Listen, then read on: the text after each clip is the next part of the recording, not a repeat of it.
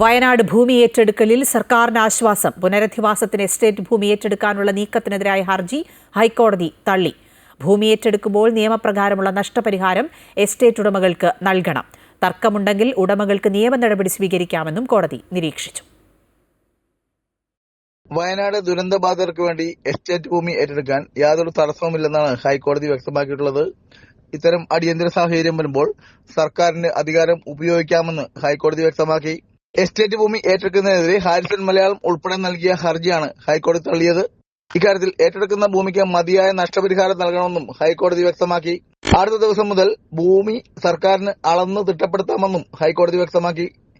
ഹൈക്കോടതി സിംഗിൾ ബെഞ്ചിന്റെ ഉത്തരവാണ് സർക്കാരിന് ആശ്വാസമായത്. ദുരന്തബാധിതർക്കായി ടൗൺഷിപ്പ് ഉണ്ടാക്കാൻ വേണ്ടി സർക്കാർ നിർദ്ദേശിച്ച സ്ഥലമാണ് ഹാരിസൺ മലയാളം ഭൂമി.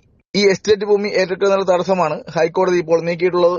വ്യവസ്ഥകൾക്ക് വിധേയമായി എസ്റ്റേറ്റ് ഉടമകൾക്ക് നഷ്ടപരിഹാരം നൽകാനും ഹൈക്കോടതി നിർദ്ദേശിച്ചു.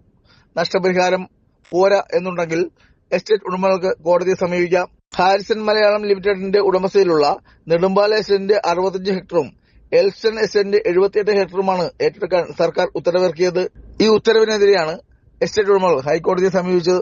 ദുരന്ത നിവാരണ നിയമപ്രകാരം നടപടികൾ സ്വീകരിക്കാമെന്നാണ് ഹൈക്കോടതി ഇപ്പോൾ നിർദ്ദേശിച്ചിട്ടുള്ളത്. അമൃത ന്യൂസ്.